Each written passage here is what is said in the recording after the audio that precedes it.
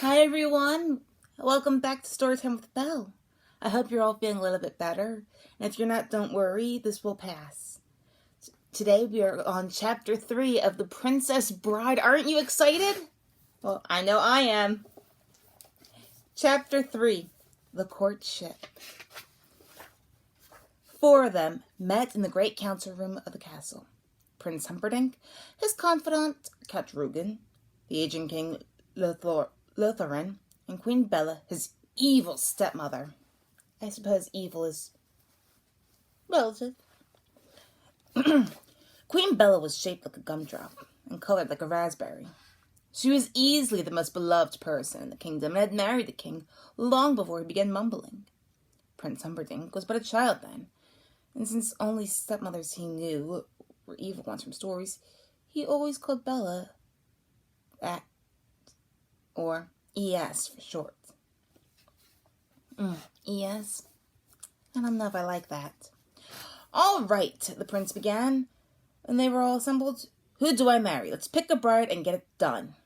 Aging King Lotharin said, I've been thinking it's really getting to be about time for Humperdinck to pick a bride. He didn't actually say so much that I mumble it.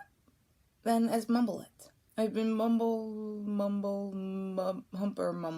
like a mumble. Queen Bella was the only one who bothered fretting out his meanings anymore. You couldn't be righter, dear, she said, and she patted his royal robes. What did he say? He said, whoever we decided on getting would be getting a thunderously handsome prince for a lifetime companion.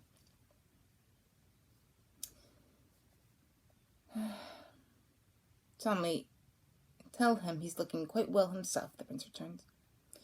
We've only just changed Miracle Man,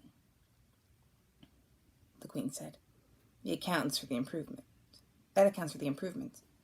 You mean you fired Miracle Max, the prince said. I thought he was the only one left. No! We found another one up in the mountains. He's quite extraordinary. Old, of course, but then, who wants a young Miracle Man? Tell him I've changed Miracle Man, the king said. It came out, so mumble, mumble. What did he say, the king wondered. He said a man of your importance couldn't just marry any princess. True, Prince Humperdinck said. He sighed deeply. I suppose that means Noreena. That would certainly be a perfect match politically, Count Rugen allowed. Princess Noreena was from Gilder, the country that lay across the Florian Channel. In Gilder, they put it different. For them, Florin was the country on the other side of the Channel of Gilder. In any case, the two countries had stayed alive over the centuries, mainly by warring on each other. There had been the Olive War, the tuna fish discrepancy, which almost bankrupted both nations, the Roman Rift, which did not send them both into insolvency, which only followed by the discord of the Emeralds, in which both got rich again, chiefly by banding together for a brief period and robbing everybody within sailing distance. I wonder if she hunts, thought Humperdinck. I don't care so much for personality, just that they're good with a knife. I saw her several years ago, Queen Bella said. She seemed quite lovely, though hardly muscular. I would describe her as more knitter than a doer. But again, lovely. Skin? Asked the king. Marble-ish, answered the queen. Lips? Number or color? Asked the queen. Color, E.S. Rosish. Cheeks are the same. Eyes largest, one blue, one green. Humph, said Humperdinck. And form? Glass-ish. Always clothed divinely, and, of course, famous throughout Gilder for the largest hat collection in the world. Let's bring her over here for some state occasions and have a look at her, said the prince. Isn't there a princess in Gilder that would be about the right age, the king said. It came out. Runkers Gilber, Ample Mumble. "Are you ever wrong?" said the queen. She smiled into the weakening eyes of her ruler. "What did he say?" asked the prince. "That I should leave this very day with an invitation," replied the queen. So began the great visit of Princess Noreena. Dinner was held in the great lawn of Lothlorn's castle. Ordinarily, they would all be supped in the dining room, but for an event of this importance, the palace was simply too small. So tables were placed end to end on the center of the great hall. An enormous drafty spot was given to being chilly even in summertime. There were many doors and giant entranceways, and the wind gusts sometimes reached gale force. This night was more typical than less. Winds whistled constantly, and the candles constantly needed relighting, and some of the more daringly dressed ladies shivered. But Prince Humperdinck didn't seem to mind, and in Florin, if he didn't, you didn't either. At 8:23, there seemed every chance of a lasting alliance between Florin and Gilder. At 8:24, the two nations were very close to war. What happened was simply this. At 8:23 and 5 seconds, the main course of the evening was ready for serving. The main course was essence of brandied pig, and you need a lot of it to serve 500 people. So in order to hasten the serving, a giant double door led from the kitchen to the great hall was opened. The giant double door was in the north end of the room. The door remained open throughout what followed. The proper wine for essence of brandied pig was in readiness behind the double door that led eventually to the wine cellar. This double door was opened at 8:23, and 10 seconds in order that the dozen wine stewards could get their kegs quickly to the eaters. The double door, it might be noted, was at the south end of the room. At this point, an unusually strong crosswind was clearly evident. Prince Humperdinck did not notice, because at this moment he was whispering to Princess Noreena of Gilder. He was cheek to cheek with her, his head under her wide, brimming blue-green hat, which brought out the exquisite color in both of her largest eyes. At 8:23 and 20 seconds, King Lothlorien made his somewhat belated entrance to the dinner. He was always belated now, had been for years, and in the past, people have been known to starve before he got there. But of late, meals just began without him, which was fine with him, since his new miracle man had taken him off meals anyway. The king entered through the doors king, a huge hinged thing that only he was allowed to use. It took several servants and in excellent condition to work it. It should be reported that the king's door was always on the east side of any room, since the king was, of all people, closest to the sun. Sounds a little bit like Louis XIV, the Sun King. What happened then has been variously described as a northerner or a southwester, depending on where you were seated in the room when it all struck. But all hands agree on one thing. At 8:23 and 25 seconds, it was pretty gusty. It was pretty gusty in the great hall. Most of the candles lost their flame and toppled, which was only one important, because a few of them fell, still burning in the small kerosene cups that were placed here and there across the banquet table, so that the essence of brandied pig could be properly flaming when served. People rushed in from all over to put out the flames. They did a good job enough, considering everything in the room was flying this way and that way, fans, scarves, and hats, particularly the hat of Princess Noreena. It flew off the wall behind her, and she quickly retrieved it and put it properly on.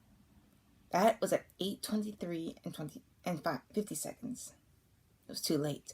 At 8:23:55, Prince Humperdinck rose, roaring. The veins in his thick neck etched like hemp. There were still flames in some places, and their redness readied his already blood-filled face. He looked, as he stood there, like a barrel on fire. He then said to Princess Noreena of Gilder the 5 words that brought the nations to the brink of war. "Madame, feel free to flee. And with that he stormed from the great hall. The time was 8:24. Prince Humperdinck made his angry way to the balcony above the great hall and stared down at the chaos. The fires were still in places flaming red. Guests were pouring through the doors, and Princess Noreena, hatted and faint, was being carried by her servants far from the view. Queen Bella finally caught up with the prince, who stormed along the balcony, clearly not yet in control. "I do wish you had not been quite so blunt," Queen Bella said. The prince roared at her. "I am not marrying any bald princess, and that's it." "No one would know," the princess explained. "She has hats even for sleeping." "I would know," cried the prince. "Did you see the candlelight reflecting off her skull?" "Things have been so good with Gilda," the queen said, addressing herself half to the prince, half to Count Rugen, who now joined them. "Forget about Gilda. I'll conquer it sometime.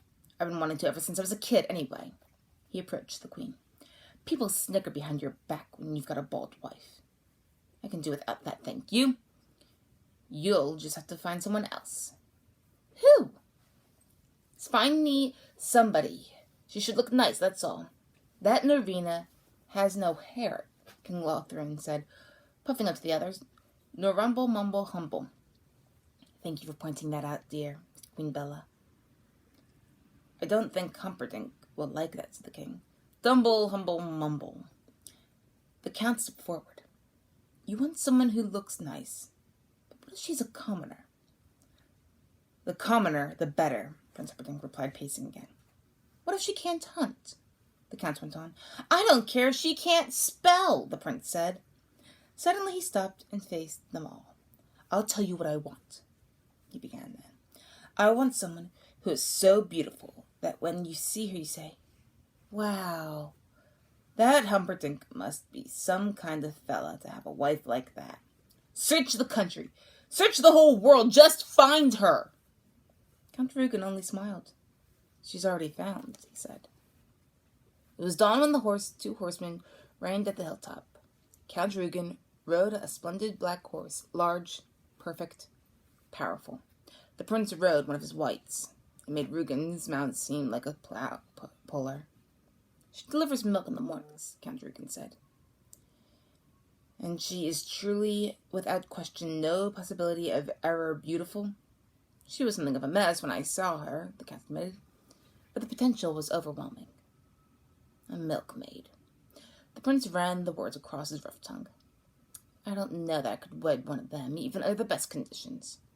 People might snicker, and that she was the best I could do." "True. If you prefer, we could ride to Florence City without waiting." "We've come this far," the prince said. "We might as well His voice simply died. "I'll take her," he managed, finally, as Buttercup rode slowly behind them. "No one will snicker, I think," the count said. "I must court her now," the prince said. "Leave us alone for a minute." He rode the white expertly down the hill. Buttercup had never seen such a giant beast, nor such a rider. "I am your prince, and you will marry me," Humperdinck said. Buttercup whispered, "I am your servant, and I refuse." "I am your prince, and you cannot refuse."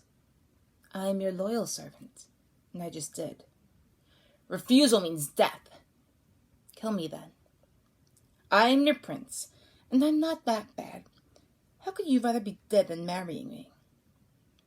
"Because," Buttercup said, "marriage involves love, and that is not a pastime at which I excel. I tried once, and it went badly, and I am sworn never to love again another." "Love?" said Prince Humperdinck. "Who mentions love? Not me. I can tell you. Look, there must always be a male heir to the throne of Florence. That's me. Once my father dies, there won't be an heir, just a king. That's me, again. When that happens, I'll marry and have children, until there is a son. Either you marry me and be the richest and most powerful woman in 1,000 miles, and give turkeys away at Christmas and provide me a son, Or you can die in a terrible pain in the very near future. Make up your own mind. I'll never love you. I wouldn't want it if I had it. Then by all means, let us marry. And that is the end of chapter 4. Poor Buttercup. Such a lonely existence. I can understand how she feels, though. I hope this has made you guys feel a little bit better. My real name is Erika Shore, and I will be doing this as often as possible until the isolation has ended and we can all go back to our normal lives. And even then, I may still continue to do this. This is fun, and it's giving me a chance to read more books than I thought ever imaginable. Thank you. I hope you enjoyed this. Stay healthy, stay well, and remember, you're not alone.